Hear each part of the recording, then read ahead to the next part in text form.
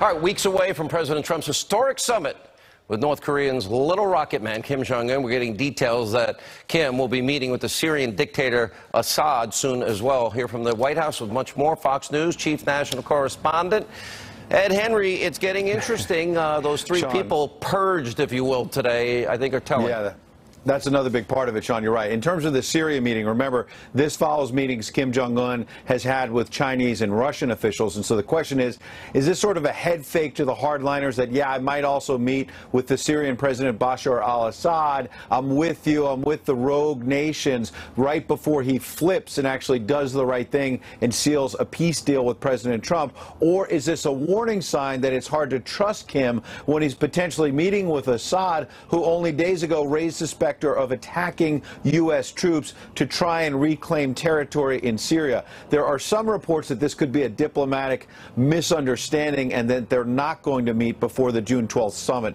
Remember, there's a long friendship here. In 2007, Israeli warplanes bombed what they said was a nuclear facility in Syria that they believe was being built by North Korean scientists. More recently, there have been reports as well and allegations that North Korea shipped chemical weapons components to Syria. A more hopeful sign is what you mentioned out of North Korea, the purge of 3 senior military commanders, younger loyalists to Kim, who might be more willing to go towards denuclearization, a sign that the chances of a peace deal may be increasing, Sean. All right, Ed Henry at the White House. We're going to be watching very closely. A lot happening in the world and a lot good. 500th day. Look at the economy. Look at how the world's changed in a positive direction. All right, that's all the time we have left this evening. We'll always be fair, balanced, and we'll never destroy Trump media. Let not your heart be troubled. All right, what wiseacre comment will you be making tonight? No, you're right. Hannity, it is a great time to be an American. It is, during right? the Reagan years. I mean, this is awesome. Okay, anyone who's complaining about this economy, I don't know when they think it's going to be better in the future. How great was the New York Times? We've run out of a description about how great it is. It's got to be killing them. No, and every now that's and why then. this Mueller crap needs to go away. No. It's imagine if he didn't have the Mueller investigation hanging over his head. Would probably already be at like 5% GDP. So I think you're exactly look right. at the Atlanta Fed. Now it's a projection. They're projecting 4.8% second quarter GDP growth. Yeah, if it gets anywhere near that, even 3.5%, it would be historic. No. It's game over in November. Hannity, great show as always. All right, have a great show, Laura. Good to see you. All right, and good evening from Washington. I am Laura Ingraham. This is the Ingraham Angle. You do not want to miss a moment of this show. Again, we have so much to share with you. News stories breaking always seems to happen right before the show. But the Me Too movement is catching up with Bill Clinton, who comes unglued, wagging that bony finger, during an interview about Monica Lewinsky. Juanita Broderick and Kathleen Willey are here to discuss the questions NBC failed to ask. Also, Byron York has a stunning new piece out, new information that could upend the government's case against Michael Flynn. Plus, the Supreme Court rules on the religious rights of a baker who was sued by a same-sex couple. But Mike Huckabee says it settles nothing. And why is the Border Patrol union chief now saying that deploying the National Guard to the border was a waste? You're going to want to stick around for his explanation. But first, Bill Clinton and a party in denial. That's the focus of tonight's Angle. 20 years later, Bill Clinton and the Democratic Party refuse to learn the lessons of the past. Even when confronted with reality, they have a problem processing the truth. During an interview to push his new thriller that he supposedly co-wrote with James Patterson, former President Bill Clinton was asked this by NBC anchor Craig Melvin. If you were president now, in 2018, with everything that's going on with the Me Too movement, how would you have approached the accusations differently? Well, I don't think it would be an issue because people would be using the facts instead of the imagined facts. If the facts were the same today, I wouldn't. A lot of the facts have been conveniently omitted to make the story work. Which facts are those? Maybe this fact? I did not have sexual relations with that woman. Well, actually, he did. He had an affair with that woman, a White House intern, and then perjured himself in a deposition. Now, this all came to light in a sexual harassment case brought against Clinton by Paula Jones.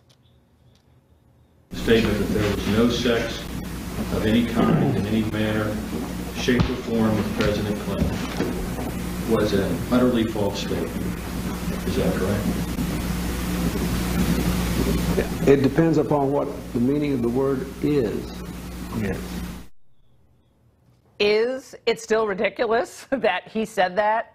Yes, it is. Oh my gosh, every time I hear that, it's like I still can't believe he said that. Now, the president eventually admitted to the relationship with Lewinsky and called it wrong. And in a recent Vanity Fair piece, Monica Lewinsky herself wrote the following: "It constituted a gross abuse of power. He was my boss. He was the most powerful man on the planet. He was 27 years my senior with enough life experience to know better. He was, at the time, at the pinnacle of his career while I was in my first job out of college." When Clinton was confronted with all of this, he got very, very defensive. I asked if you'd ever apologized, and you said you had. I have. You've apologized to her. I apologize to everybody in the world. But you didn't apologize to her. I have not talked to her. Do you feel like you owe her an apology? No, I do. I do not. I've never talked to her. But I did say publicly on more than one occasion that I was sorry. That's very different. Well, Melvin continued to press the president, former president, about a private apology, causing his co-author, James Patterson, to rush in like Alex Cross. I think this thing it's 20 years ago. Come on, let's talk about JFK. Let's talk about, LBJ. Stop already. Stop already? Is that the name of one of his new books? Well, some of Harvey Weinstein's crimes took place 20 years ago, did they not? And should we just forgive and forget all of those egregious assaults against women as well? Bill Clinton, red-faced and indignant, refused to give an inch. I don't think you think President Kennedy should have resigned? Do you believe President Johnson should have resigned? I've tried to do a good job since then with my life and with my work. That's all I have to say to you. I loved how he tried to turn the tables on the reporter, but Bill, he's the reporter. He doesn't have to answer the questions or reconcile with his public past. You do. Even Clinton's own party at this point seemed just to want him to go away. Okay? This is the ruined past of the party confronting its pathetic present. Because like Clinton, the Democrats refuse to learn the lessons of the past. Despite their previous embrace of sexual predators from Weinstein to Spacey, the Democrats have erected a Me Too movement and created a political infrastructure that they hope will deliver female voters to the polls in November. But Bill Clinton remains a bothersome obstacle to their assuming the moral high ground on sexual harassment. A CNN poll of registered voters in May found that 80% of Democrat voters consider sexual harassment a top issue for them, while only 38% of Republicans feel the same way. The Democrats believe that this is their new wedge issue. Obama and Hillary Clinton, come on, let's remember, they were all about dividing Americans, using race and gender to drive people to the polls. Amazingly, Democrats have embraced that approach today. And while Obama disparaged working-class Americans as bitter people clinging to their guns and religion, Hillary questioned women's sanity for daring to vote for Trump. But the curious thing, beyond the impeachment and his shameful behavior, is that Bill Clinton could actually teach the Democrats a lot. Though, of course, he was a committed globalist on issues like China getting into WTO and NAFTA, he was also a Southern Democrat, and he did understand that blue-collar sensibility, the working people. And remember when Clinton declared this in his re-election year State of the Union? We know and we have worked to give the American people a smaller, less bureaucratic government in Washington. And we have to give the American people one that lives within its means. The era of big government is over. Clinton oversaw welfare reform. He collaborated with Republicans to pass a balanced budget, and he signed that Defense of Marriage Act. A lot of people forget that. So this was after the '94 shellacking the Democrats had in that midterm election cycle. Clinton's like, well, I got to work with the Republicans now. That made sense. And even during his wife's campaign, he reportedly confronted her staff about their seeming disinterest in working-class Americans, and he reportedly urged them to reach out to those voters who were feeling ignored. His advice was dismissed, though. Led by Robbie Mook, Hillary's campaign decided to double down on targeting young, Latino, and black voters in their effort to win the presidency. Well, that worked out well. Like Bill Clinton's failure to read the signs of the times and appreciate the lessons of the past, Democrats refuse to acknowledge and respect the voters that Trump has brought into the fold. Should this continue, Clinton and James Patterson may want to reconsider like a new title maybe for their book when it premieres in paperback. The Democratic president is missing, and so are his voters. And that's the angle. If Clinton got that upset discussing Lewinsky, imagine if the Today Show had asked about the women who told him no. Joining us now are Kathleen Willey and Juanita Broderick, author of the new book, You'd Better Put Some Ice on That, How I Survived Being Raped by Bill Clinton. It's great to see both of you. I have been thinking about both of you all day, and also Paula.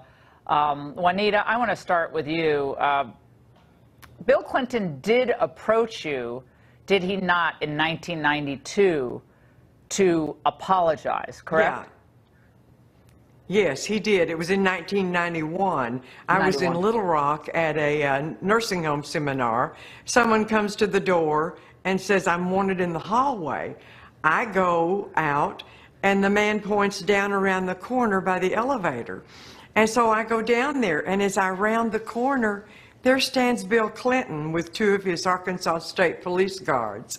And he rushes over to me, and he starts this profuse apology and saying, I'm so sorry for what I did. I'm a changed man. I'm just not the man I used to be. And even said I'm a family man now. And I just looked at him, Laura, and I was just flabbergasted. And I said, you go to hell. And I walked off. And I could not believe it. And then the nurses that were with me followed me out, and they came over to me and they said, what did he want?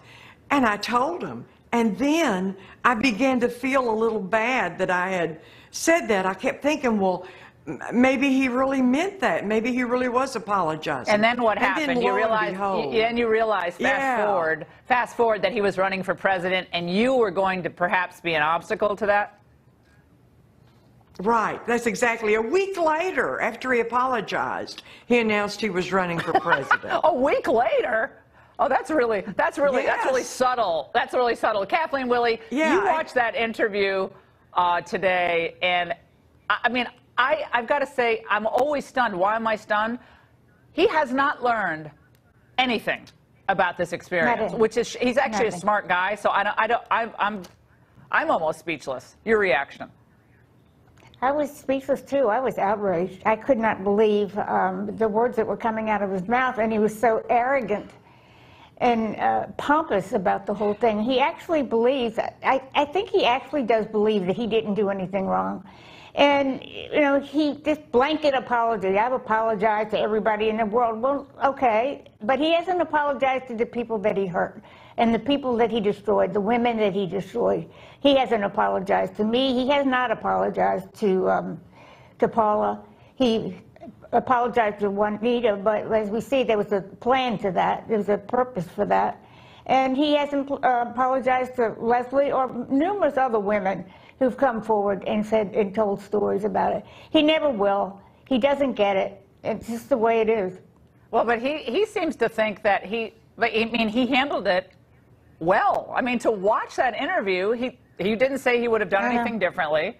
I mean, look, everybody makes mistakes in their lives. Coulda, shoulda, woulda. We all do.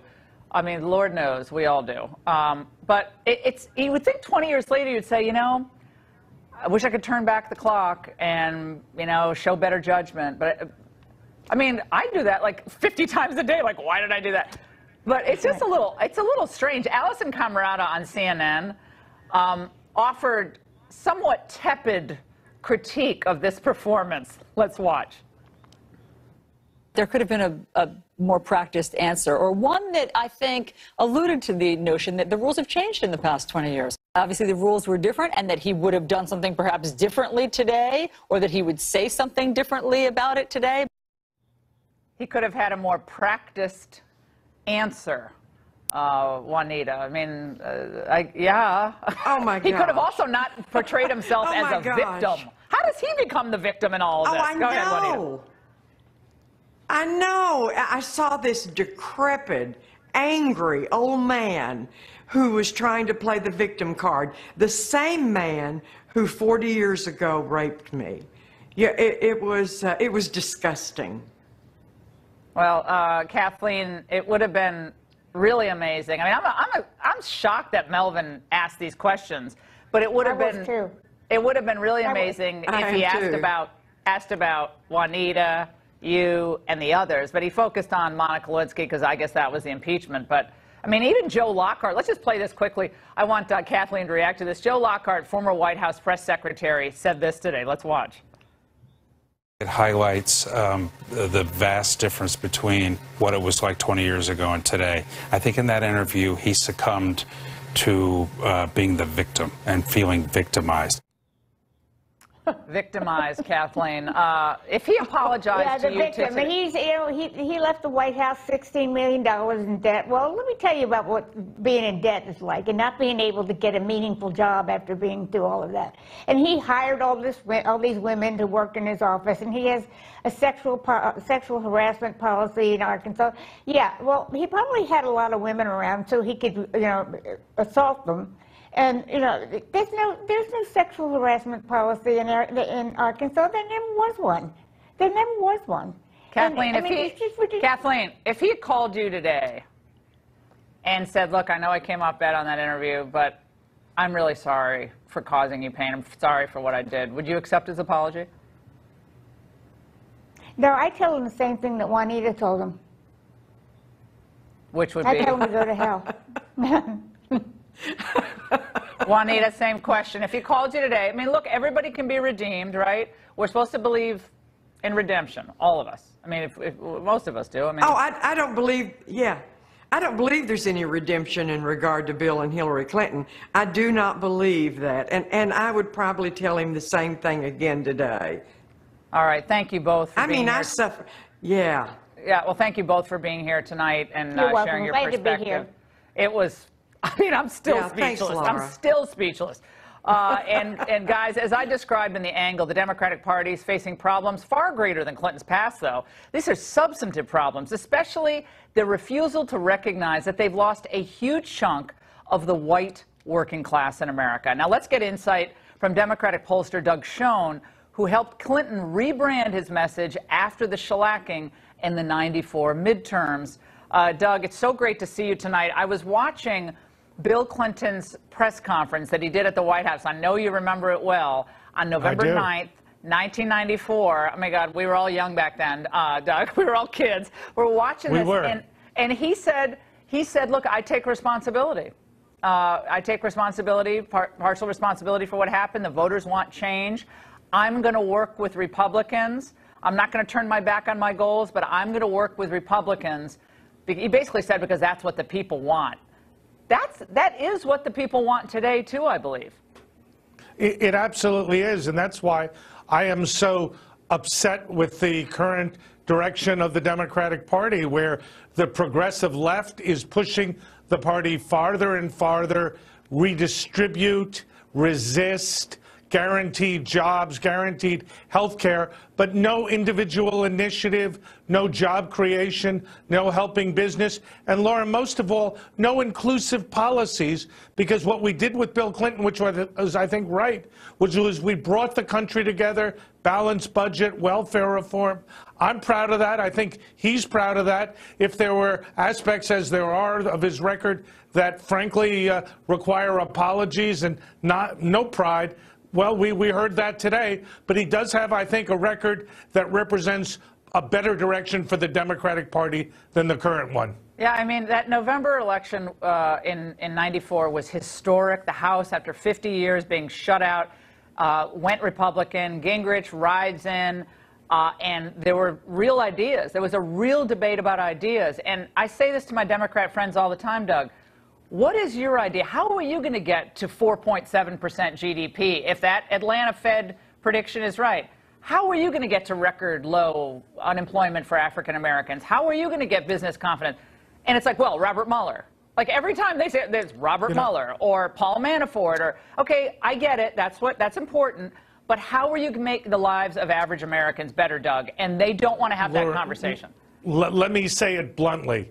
The Democratic Party is in a civil war between the moderates, a shrinking group that I speak for and represent in my own way, and the surging progressives who represent basically socialism and a series of policies that guarantees outcomes rather than opportunities. I think it's bad for America, bad for the Democratic Party, and I think you're right. And sadly, all that was good about what we were able to do in the 90s has disappeared. And I, as a Democrat, I disagree with the president on a lot of things, but it's hard to reject the extraordinary job numbers of last week. And I hope Donald Trump will work to bring this country together in a way that it really needs. I mean, you think about Cory Booker and Kamala Harris voting against prison reform, which has historically been an issue that the Democrats have embraced because Donald Trump is for it. Even the right to try legislation, some Democrats said, no, we don't want to do the end of life special,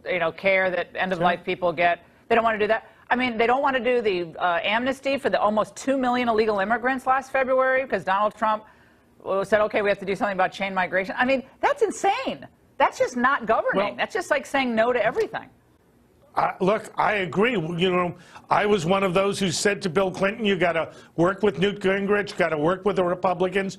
We've got to compromise on a balanced budget, welfare reform, debt reduction. You're absolutely right about immigration. You're absolutely right about policies to benefit the economy. I don't understand why the Democrats are doing what they're doing, because it's sure not helping them in the polls. And if they go on this course, it will lead to them losing the Senate, as most observers predict, and even falling short of winning the House, which is something that still remains within reach for them. Wild. It is. Makes no sense. Doug Schoen, it's so great to talk to you tonight. It's very important 500 days into this Trump presidency. Thank you so much. And speaking of 500 days, Trump now has the backing of his own party like few presidents have before him. We're going to debate that and Trump's message to the Philadelphia Eagles today. That's next. Welcome back to the Ingraham Angle. This morning, the president tweeted, "This is my 500th day in office, and we have accomplished a lot. Many believe more than any president in his first 500 days." He's very competitive, okay? In fact, most Republicans do agree. Based on Gallup numbers, Trump has the second highest ratings ever by a president's own party after the 500-day mark at 87%. That's second only to George W. Bush, and that, of course, was after 9/11. So does this all spell some trouble for the Democrats, who have already lost their big lead in the midterm generic election polls? They're all now dead even. Let's dive into that with Matt Schlapp, chairman of the American Conservative Union and Democratic strategist, good friend of the program, Joel Payne. All right, we're going to do our report cards as well. We got our report cards. But 500 days in, Matt, I've got to say, I thought Trump would do well. I didn't think he would do this well. I did not predict. I predicted he was going to win the presidency. I did not predict would be, it looks like, projection to 4+% GDP next quarter. Confidence up, African-American unemployment, historic lows. The list goes on, and Jerusalem moving the embassy. I mean, all of this stuff, I guess I'm kind of speechless about that. Having worked in the White House, what I'm amazed at is just like the flooding of decisions. Promise made, promise kept on issue after issue after issue. You usually don't see that. Presidents like to space it out, take a breath, and this president has just done, I had to write it all down. You can't keep track of it. No. There's so much getting done. So I agree with you. It's amazing. He's impatient for change. Now, your report card for the president, do we have separate rosters for them? I think we do. His domestic policy report card, you give the president an A. Yeah. And the reasons? How do you do better than a growing economy, Neil Gorsuch on the Supreme Court? You have your own report card. Isn't that cute? Look at that. That's nice. I love it. Why are you in red? That's usually for an F. Okay, go ahead, Matt. Sorry. I'm on the red side. I think what he did with Title X was incredibly brave. Past Republican presidents have passed that buck. The Republicans in Congress, Planned Parenthood. The Republicans in Congress might not want to defund it or take the steps to do it, but the president's willing to do it on issue after issue after issue. And I think the final thing, rolling back all those regulations, I think that has the biggest impact on the economy, and that's why we're growing. What's the tax bill in your? It was good. No, it was very good, but I think the regulations are bigger. I actually think the Obama regulations had a bigger dampening on the economy. Yeah. Okay, Joel, you give a different report card. Yeah, I'm like the 54% of America that's not happy here on this side of the table. You're very happy You guys with are us. the 46% that is happy. I'm the 54% that's not happy. So. Okay, so tell us why. Why you gave him an F, which that's a rough Yeah, you were giving me a hard time about in the break, and I said, I'm sorry, that's just what it is. Listen, this president has been an abject failure in any way you measure it. People entered this presidency being able to afford their gas, being able to afford their health insurance. They can't now. Also, their Social Security, their Medicare has been put at risk by this president. He has been a complete and total washout and a failure as domestic policy president. So and Republicans, and I'm surprised that establishment Republicans actually haven't stood up more to this president to fight for some of the values that they claim they care about. Well, here's an establishment Republican, Ryan Costello from Pennsylvania. Trump won Pennsylvania first time since, as you pointed out, H.W. won in 88, excuse me. This is what he said today on MSNBC, and he's retiring. Let's watch. There are instances where you do see Republican pushback in the House and the Senate. I've found myself very, very frustrated because, you know, we have the right, we have the left, but we do have a center, and I think a lot of folks in the center don't know what to believe, and you get your head chopped off if you're in the middle trying to balance things out and use some common sense. Well, he picked up his marbles and went home, right? He's retiring, and he's at age like 30. A little young to be retiring. That's what I was going to say. He panicked. A lot of these Republicans in the House who aren't running for re-election, they thought Trump was so atrocious They thought he was that they ran out of town. Come on, that is funny. No, Joel, we have to go to foreign policy, though. Joel, you were a little more genuine. You were more generous. Okay. First of all, on the domestic policy, just with African-American unemployment and his never Obama, the left trashed Obama for drones. Matt, foreign policy. B+, and I would say I didn't give him an A only because he's upsetting the apple cart. We got to see how it comes together. I'm so happy about Iran. I'm so happy about NAFTA. I'm happy about a lot of these changes. I love North Korea. But we got to see what the next step is. I think he has a chance to be transformational on foreign policy. Now it's about execution with Bolton and Pompeo at his side, which makes me pretty happy. I'll move him up to a C if he does good on Korea. Oh, good. Korea. Oh, you get a C. You are a tough grade. I'm glad I wasn't in your class. Now, fellas, I want to quickly get your thoughts on something that developed late today, just before we aired. Amid reports that many players were refusing to show up to the White House tomorrow, President Trump disinvited the Philadelphia Eagles ahead of their visit to celebrate the team's Super Bowl win. The president, in a statement, scolded the team over their refusal to proudly stand for the national anthem, Hand on Heart. Matt Schlepp, was that smart to do, disinvite the people who were coming? I feel bad for the fans that made the trip to be here, but I tell you, I don't think there's anybody in America that feels sorry for the NFL players. I think we're tired of this whole cast of characters. NBA is much better about this. They seem to. Most sports. Hey, I was at the Caps game. Everybody stood. All the hockey players. Why does the NBA manage to do this right? I can't stand those NFL players, right? Even though all the Eagles stood the entire year, no one knelt, no one sat down. Check the Washington Times, February 1st, 2018. So none of them knelt, none of them sat down, and the president decided then why don't they go to the White House? Well, because none of them want to be there because they don't want to be associated with him. By the way, President Obama, many people did not come to the White House over the 8 years President Obama did. He ever disinvite one? Not one. This guy's a snowflake. He can't handle criticism. He can't handle a tough crowd. Obama got more. So I hope. Yeah, wait a second. If he can't handle Carson Wentz, hopefully he can handle. I've got to say, I actually would have had them come. I wouldn't have disinvited them. Of course. I would have had them come and just been like, okay, first of all, Joel, he beat the Clintons, the Obamas, the entire press corps. He beat them by minus 3 million votes. He did a great job. Okay, Mr. Get rid of the Electoral College. That's fine. You can do that next show. He beat the Hollywood. He beat the GOP establishment.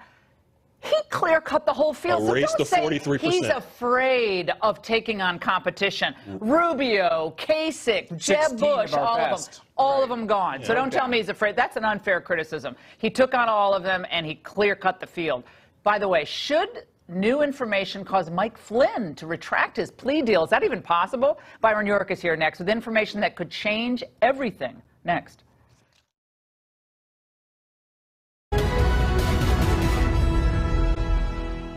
stunning new info has come to light on the case of former National Security Advisor Mike Flynn. It could lead Flynn to retract his guilty plea and undercut the argument that President Trump tried to obstruct justice.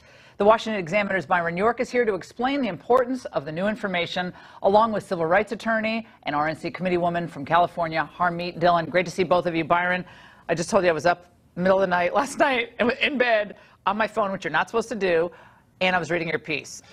Okay, which is really sad. It's a sad thing. No, but it was good because I learned a lot. It's a good commercial. But Mike Flynn, we're all led to believe he lied. He lied to everybody about his contacts with Russia, whether he discussed sanctions or not.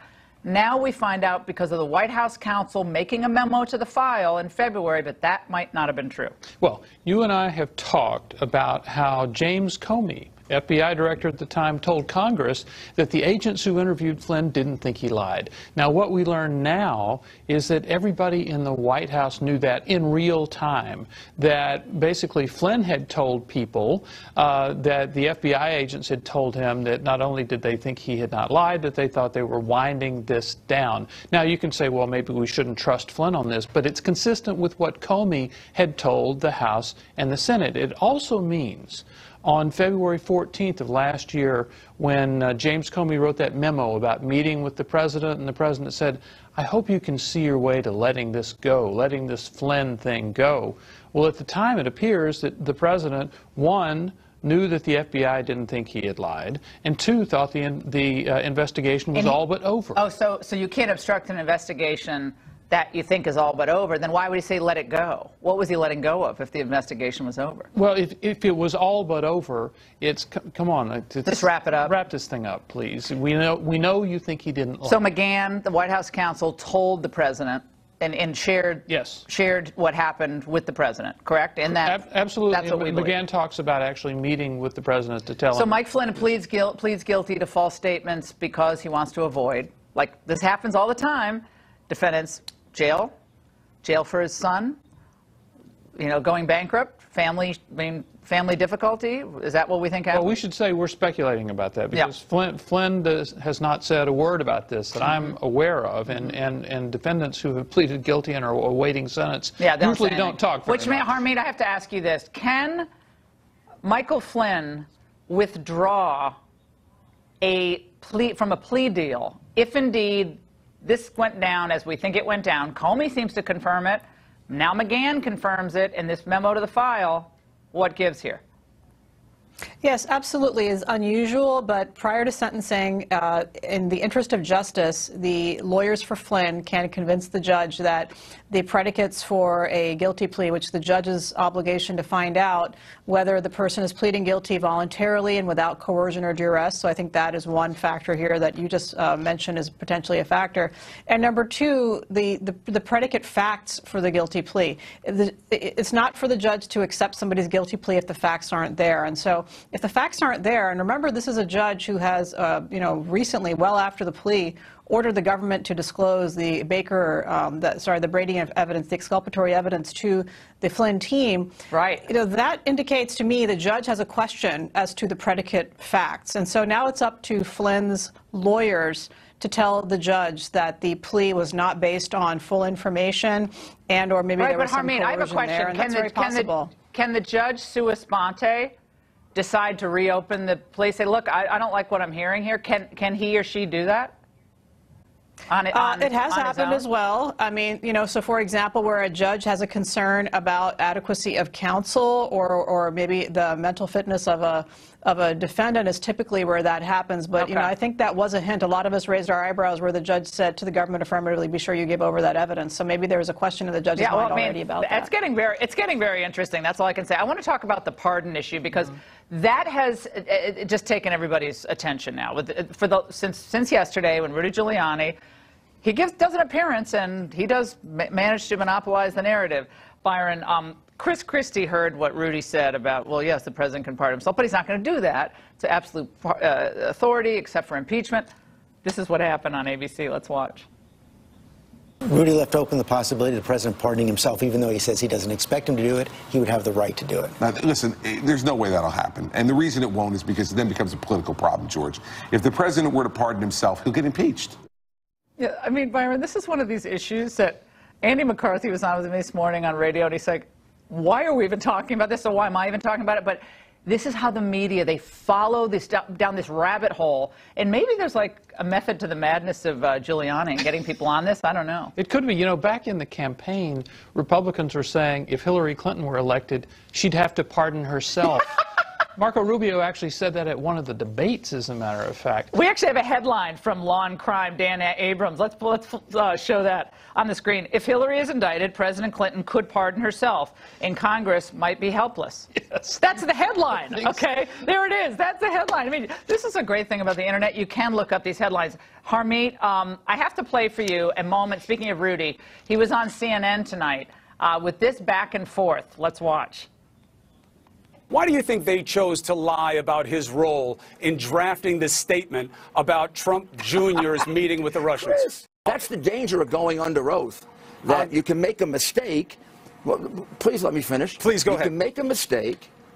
You can make a mistake, and then if you want to, you can say it's a lie. But it was a mistake. I swear to God, it was a mistake. The guy made a mistake. I corrected it. Harmeet, they hammered Sarah Huckabee Sanders today on this question at the briefing. What of this? I mean, initially the president was involved in the response of his son, and now apparently he dictated the response. Well, there's an inconsistency, but as Rudy was pointing out, that doesn't mean that there's a lie. It simply means that there's an inconsistency. And Exhibit A for why you don't fall into the Democratic trap of even opening up this issue is General Flynn that we just spoke about. There could be a question that is posed without the significance being known, and then all of a sudden it turns into a major federal crime because there's a witch hunt going on. So, you know, I think that's really what's at issue here. It's not a great thing, but it is important to clean it up, and hopefully his current counsel is giving him the correct advice about how to do that. And Byron, we're almost out of time, but Grassley's like, if this was my lawyer, I'd fire him today. Grassley's like, fire Giuliani. She's mouthing off on all this stuff, pardons, and... I think the position was, it wasn't a lie, but if it was a lie, it was only to the New York Times, and that's not a crime. Yeah, and they lie to us all the time, so does it really? No. Okay, guys, it's great to have you on. In moments, Mike Huckabee on why today's Supreme Court decision on same-sex wedding cakes fell flat. Stay there. The Supreme Court ruled today in favor of a Colorado baker who refused to make a wedding cake for a same-sex couple. But the High Court didn't address the larger issue of religious liberties versus individual rights. Let's discuss today's 7-2 decision with former Arkansas Governor Mike Huckabee and law professor Mark Rienzi, president of the Becket Fund for Religious Liberty. Great to see both of you. All right, Gov, you're not wild about this decision, and I know it's because Justice Kennedy, we call him AMK at the court because his middle initial, Justice Kennedy wrote the opinion. Now, why are you not thrilled? It's not that I'm unhappy. I think it was a great decision for the baker, and it was a good first step.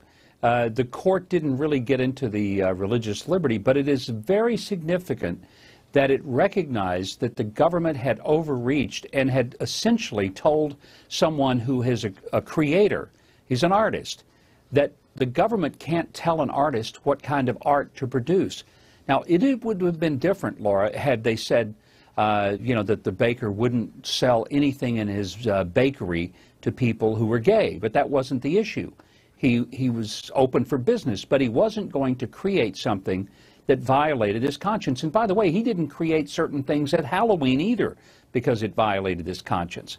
And this was a good decision. It could have been better, but it certainly was an important decision and a very vital first step to say that you can't have the government just telling people what they will believe and how they will practice their craft. They can't, government doesn't have that kind of power.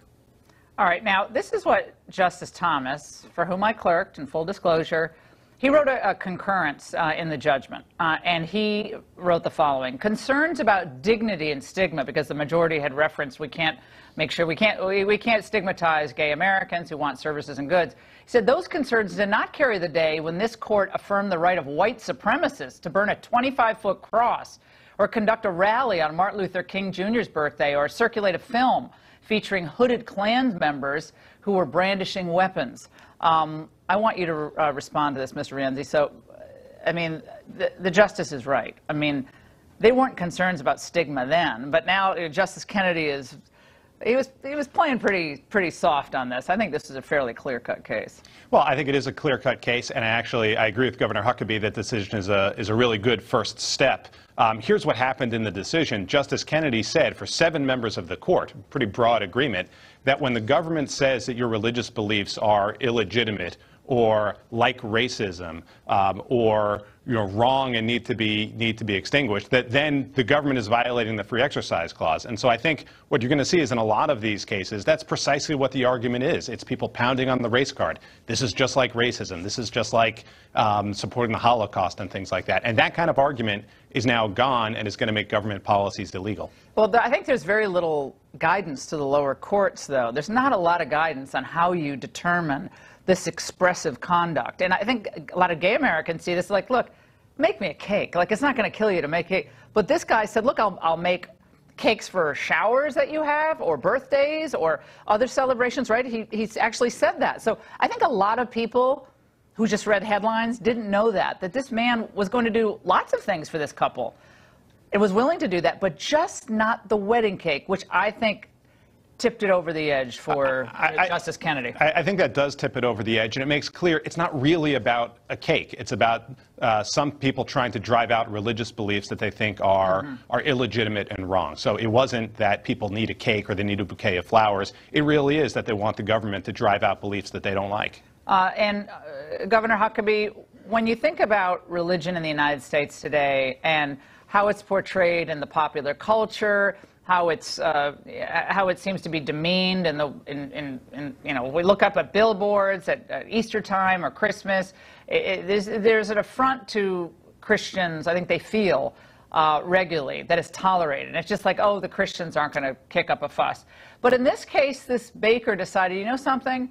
I'm not a bad person. I'm not going to be driven out of business. I'm going to fight for my rights. And I think a lot of other religious Americans of faith have to be willing to fight for their own rights, just like gay people want to fight for their rights. Well, other people have rights too, and it doesn't make them bad people. Well, God bless Jack Phillips for having the courage and the tenacity to go through with this. Because if this had failed, keep in mind, then what are you going to do? You're going to tell an Orthodox Jew that runs a delicatessen that if someone comes in and says, I want bacon-wrapped shrimp for my reception, that he has to do it? Now, nobody thinks that is legitimate. So why should a Christian, or for that matter, a Muslim, have to create something? Again, not something that is on his shelf that he regularly makes, but something that is a part of his artistry, something that is above and beyond and is a unique creation for a specific occasion. And a person who is in business should have a right to say, that's not really within my creative capacity, or it violates my convictions and conscience, and I simply cannot do it. I'll help you find somebody else who will. And he was vilified. He was vilified. Oh my, he yes. received death threats. I mean, this guy's just a baker. I mean, and it's not like there aren't other bakeries in the United States that you could go to. But anyway, great conversation, guys. It was good, by the way. It was a good thing when President Trump sent National Guard troops to the border, right? Well, maybe not. One of the nation's top experts on border security tells us why. Next. The head of the Border Patrol Agents Union was glad when President Trump sent an additional 1,600 National Guard troops to the border. But now he calls it a colossal waste. He's here to tell us why. Brandon Judd. Okay, I saw your comments. Like, okay, I got to get Brandon in the studio. What is going on? Because I was like, okay, this is good. I mean, we're reading in Arizona, we got hundreds of 1,200 arrests because of Border Patrol getting help from the National Guard. Good stuff there. So what gives? Okay, so you got to understand, I don't get to control the headlines of print media, nor do I get to control the context that they put in my quotes. And now I will say that my quotes were accurate, except for maybe one. But that was a 17-minute conversation that I had, and that was well, is it a colossal waste or not, Brandon? No, it's not a colossal waste. And in fact, that's what the context of that conversation was. If we don't know if we're deploying our agents properly right now, we don't know if the National Guard was needed. I've testified before Congress. The Washington Times wrote a great article about how we're not deploying our troops properly, our agents properly, and so if we don't know that, we don't know if the National Guard was needed, and that was the problem. That was the context of that. Well, what about now? I mean, Jerry Brown doesn't want the National Guard. The National Guard is needed. The National Guard is absolutely needed, but what we have to do is we have to know the scope of the deployment, we have to use them properly, and if we're not using them properly, well, then who we do have determines to that? question. The head of the Border Patrol with the... It's the Department of Defense and Department of Homeland Security. Are they not coordinating enough in your view? No, they are coordinating, but what you look at is I have complete and total confidence in Secretary Nielsen. I think that she's a great secretary. What I don't have confidence in is I do not have confidence in the Obama holdovers that are being promoted within our agency that gave us all of the failed policies, the catch and release policy and the unsecured border. Those individuals that are giving her the advice, we have issues with. Okay. Well, you're going to be at the White House tomorrow with the Philadelphia Eagles, who are not coming, but you're still going to be able to get the president's ear on this. I mean, he watches the show occasionally, I think. So I've had the opportunity he needs to hear from you.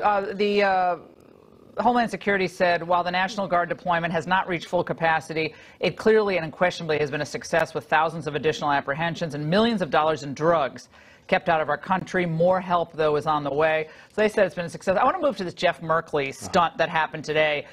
Democrat senator from Oregon tries to enter an immigration center. Let's watch. Hello, yes. Can I go in with you, please? No, sir. You cannot go in with me. Oh. You cannot be here for private property. My team contacted this facility and asked for permission for me to come and see what is going on inside with these children. Well, we don't have any permission on that, so I'm going to have to please ask you to step away, sir.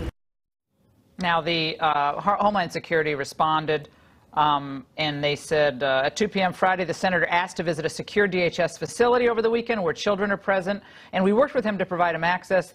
This presented obvious and serious privacy concerns. The kids who were in there, not to mention disrupting operations. He was able to visit the facility on Sunday. Stunt, not stunt? Oh, it was completely a stunt. I mean, he had the media there. He knew that he was going to get turned away. He knew that just because you're a congressman or just because you're an elected official does not give you the right to do anything that you want to do. Well, and these people are okay with California not letting...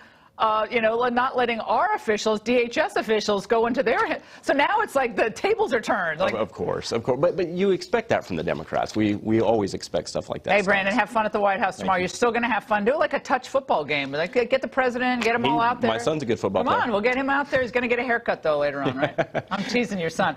We'll be right back. Stay there.